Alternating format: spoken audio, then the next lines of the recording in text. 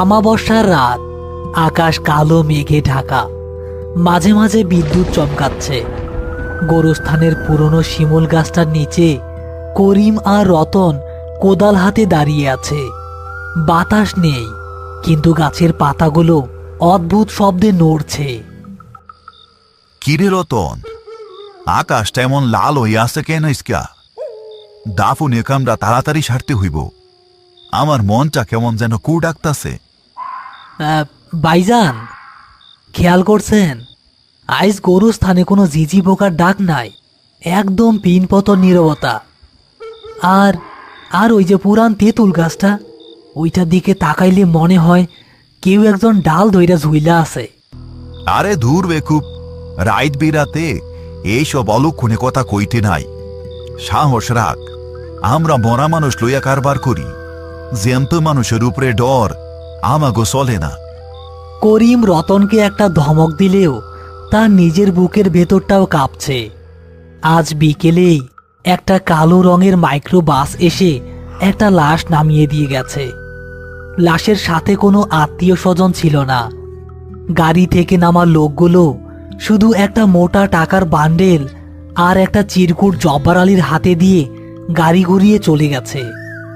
লাশটা সাদা কাফনে মোড়ানো, কিন্তু অদ্ভুত ব্যাপার হলো কাফনটা জায়গায় জায়গায় লাল সুতো দিয়ে সেলাই করা। করিম, ও করিম, লাশটা তো কবরে নামানোর সময় হইছে, কিন্তু একটা সমস্যা হইছে রে বাপ। কি সমস্যা জব্বার ভাই? কবর তো আমরা খুইয়াই রাখছি, ওই পশ্চিম কোনায়। আরে না, এই পশ্চিম কোনায় কবর দেওয়া যাইব না।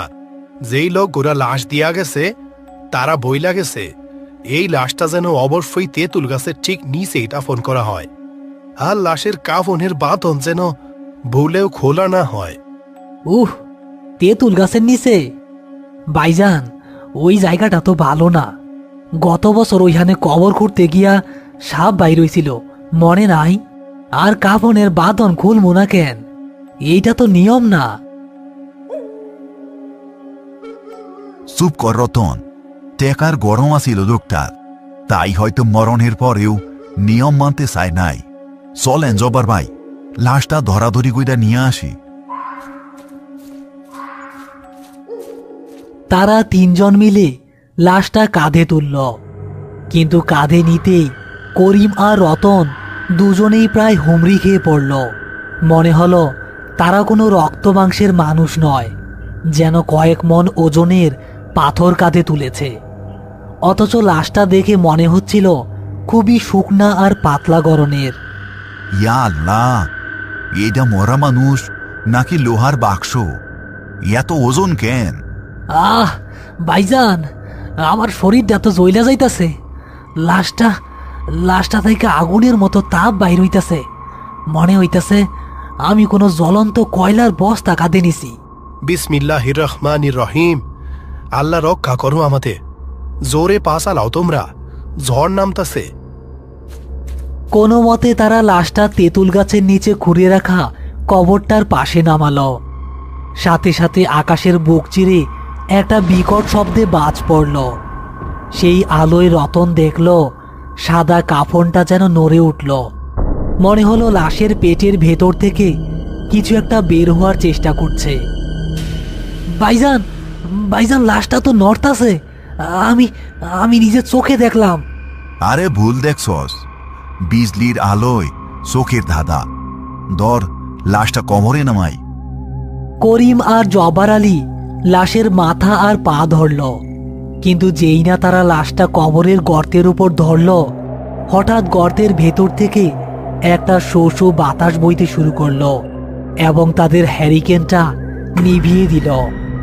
এখন চারপাশটা ঘুটঘুটে অন্ধকার, শুধু মাঝে মাঝে বিদ্যুতের আলোর ঝলকানি দেখা যাচ্ছে। ঠিক সেই মুহূর্তে অন্ধকারের ভেতর থেকে করিমের মনে হলো লাশের হাতটা কাফনের কাপড় ছিঁড়ে বের হয়ে তার কবজিটা শক্ত করে চেপে ধরেছে। সেই হাতটা বরফের মতো ঠান্ডা নয়, বরং জ্বলন্ত কয়লার মতো গরম। জব্বার ভাই, আলো জ্বালান, কে যেন আমার হাতটা সাইপা ধরছে। সারান, আমার হাত পুইলা যাইতাছে, তাড়াতাড়ি সারান। কি হইল করিম? দাঁড়াও দাঁড়াও, আমি জ্বালাইতাছি। কিন্তু এই দেশলাইয়ের কাঠিটা তো জ্বলে না। ভাইজান, ভাইজান গো, কবরের দিকে তাকান। বিদ্যুতের এক ঝলকানি আলোয় তারা একটা ভয়াবহ দৃশ্য দেখল। কাফনের লাল সুতোর সেলাইগুলো একা একাই ছিঁড়ে যাচ্ছে, আর লাশের মুখটা ঢাকা থাকলেও সেখান থেকে মানুষের গোংরানির মতো নয়, বরং কোনো হিংস্র পশুর মতো গড় গড় শব্দ বের হচ্ছে। হঠাৎ লাশের কাফনটা বুক পর্যন্ত ছিঁড়ে গেল এবং দেখা গেল লোকটার বুকে চামড়ার উপর অদ্ভুত সব নকশা আঁকা, আর সেই নকশাগুলো দিয়ে টপ টপ করে কালো রক্ত বের হচ্ছে। লাশটা হঠাৎ এক ঝটকায় উঠে বসার চেষ্টা করলো, আর করিমের হাতটা সে এখনো ছাড়েনি। করিম প্রাণপণে হাত ছাড়ানোর চেষ্টা করছে, কিন্তু লাশটার শক্তি যেন 10টা মানুষের সমান। রতন, কোদালটা দে, কোদাল দিয়া বাড়ি মার এটার হাতে, তাড়াতাড়ি। এইটা মানুষ না, এইটা আস্ত একটা শয়তান। ইয়া আল্লাহ গো, মাফ কইরা দেও আমারে। রতন কোদাল দিয়ে আঘাত করতে যাবে, ঠিক তখনই গোরস্থানের সবকটা কুকুর একসাথে কান্না করে উঠল, আর তেঁতুল গাছের উপর থেকে এক ঝাঁক বাদুড় ডানা ঝাপটে তাদের উপর নেমে এলো। হঠাৎ করেই গোরস্থানে যেন নরক নেমে এসেছে। এক ঝাঁক বাদুড় পাগলের মতো ডানা ঝাপটাচ্ছে তাদের 3 জনের মাথার উপর। রতন চোখ বন্ধ করে গায়ের সমস্ত শক্তি দিয়ে কোদাল চালালো। ইয়া আল্লাহ, বাসা নামাগো।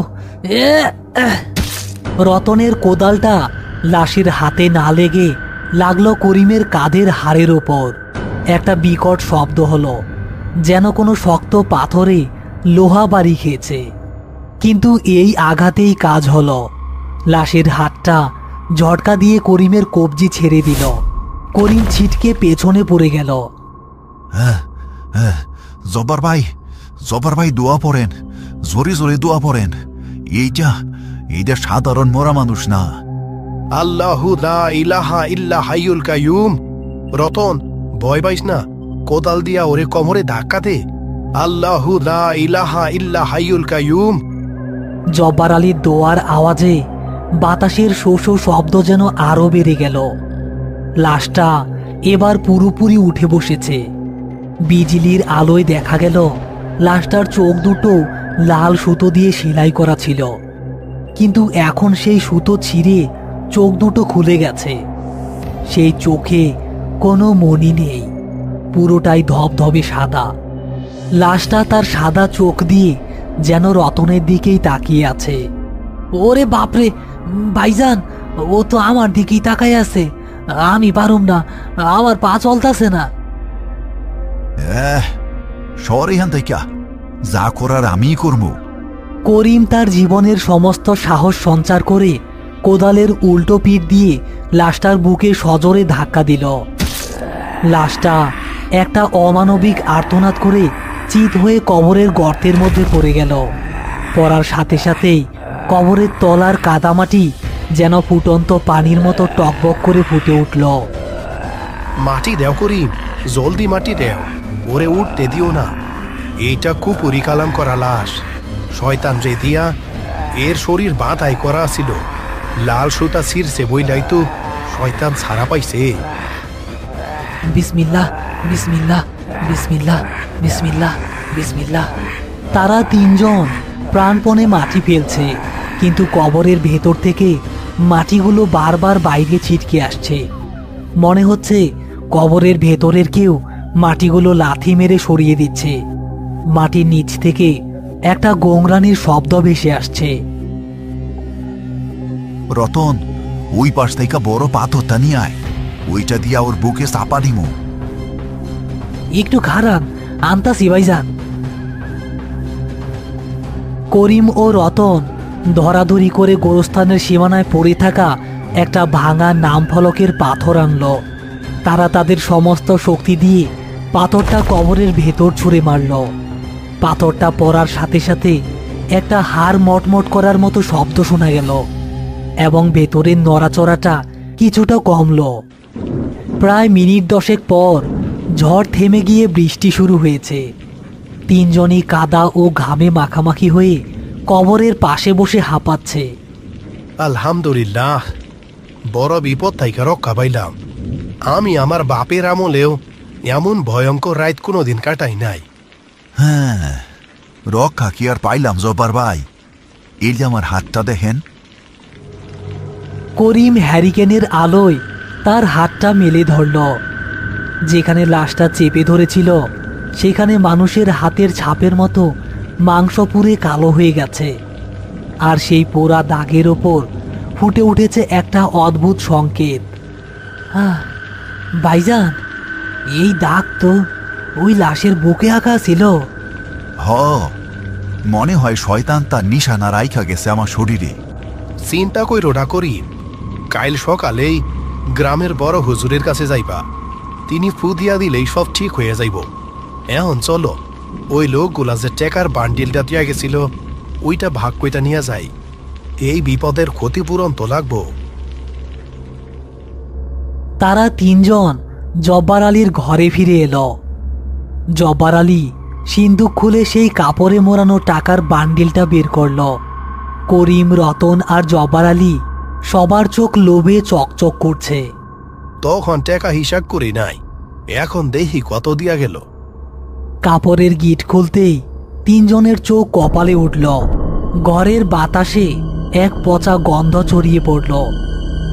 কাপড়ের ভেতরে কোনো টাকা নেই, তার বদলে আছে এক মুঠো ছাই, কয়েকটা পোড়া হাড়ের টুকরো আর মরা শালিক পাখির কঙ্কাল। আরে এইগুলা কি? টাকা কই? টেকা ছিল না রে রতন, আমাগো দিয়া ওরা শয়তানের চালান দিয়া গেছে। আমরা টেকার লোভে পাপের বোঝা ঘাড়ে নিছি। হায় হায় রে, এইটা আমি কি করলাম? আমি যাই না শুই না নাপাক জিনিস গোস্থানে জায়গা দিলাম। হায় হায় হায় হায় রে। ওই দেখেন জব্বার ভাই, জানালার বাইরে গোরস্থানের সেই তেঁতুল গাছটার নিচে অন্ধকারে দুটো লাল বিন্দু জ্বলছে। মনে হচ্ছে কেউ একজন নতুন কবরের ওপর বসে তাদের দিকেই তাকিয়ে হাসছে। খেলা শেষ হয় নাই রে রতন, খেলা মাত্র শুরু হইল। এই ডাক আমার হাতে এমনি এমনি আসে নাই। হ্যালো প্রিয় বন্ধুরা, আশা করি আজকের ভয়ঙ্কর গল্পটি আপনাদের ভালো লেগেছে। যদি ভিডিওটি দেখে ভয়, রোমাঞ্চ বা মজা পেয়ে থাকেন তাহলে অবশ্যই একটি লাইক দিয়ে আমাদের পাশে থাকুন। এমন আরও নতুন নতুন ভয়ঙ্কর ভূতের কার্টুন ও গল্প সবার আগে পেতে এখনই আমাদের চ্যানেলটি সাবস্ক্রাইব করে রাখুন। আজকের প্রশ্ন, জব্বার আলীর কাছে যে লাশটি দিয়ে গিয়েছিল সে লোকগুলো লাশটি কোথায় দাফন করার কথা বলে গিয়েছিল? আপনার সঠিক উত্তর ও আপনার নাম কমেন্ট করে লিখুন। যারা আজকের প্রশ্নের সঠিক উত্তর দেবেন তাদের নাম সবার আগে পরের ভিডিওতে মেনশন করা হবে। গত ভিডিওতে সর্বপ্রথম কমেন্ট করেছিলেন জিয়ন সারিকা ও তামিম হাসান, আর গত সপ্তাহের ভিডিওতে বলা প্রশ্নের যারা সঠিক উত্তর দিয়েছিলেন তারা হলেন সমীর, রোহি, মিস্টার সজীব ইসলাম, মোহাম্মদ মাহাদি হাসান, ইয়াসিন, শরীয়তপুর থেকে তোয়া, মোহাম্মদ জোবায়ের ইসলাম ময়মনসিং থেকে, লিমন চাঁপাইনবাবগঞ্জ থেকে, জান্নাত সুলতানা, পূর্ণিমা মণ্ডল পূর্ব বর্ধমান থেকে, শায়না ব্রাহ্মণবাড়িয়া থেকে, বোরহান শিকদার, এমডি কুতুব, জান্নাতুল তাসমিয়া, এনামুল সৌদি থেকে, রুদ্র চট্টগ্রাম থেকে, এমদাদুল ব্রাহ্মণবাড়িয়া থেকে, নুসরাত জাহান মিম সিলেট থেকে, শিশির গাজীপুর থেকে, রবিউল বগুড়া থেকে, মোসাম্মদ আয়না আক্তার জয়পুরহাট থেকে, অঞ্জনা মণ্ডল, হাসান শেখ, পবিত্র কুমার, আয়মান মুসা বরিশাল থেকে ও আরও অনেকেই। আপনাদের ভালোবাসা ও সাপোর্ট আমাদের আরও ভয়ঙ্কর ও আরও ভালো গল্প বানাতে উৎসাহ দেয়। সবাই ভালো থাকবেন। আবার দেখা হবে আগামী শুক্রবারে ভয়ঙ্কর কোনো গল্পে।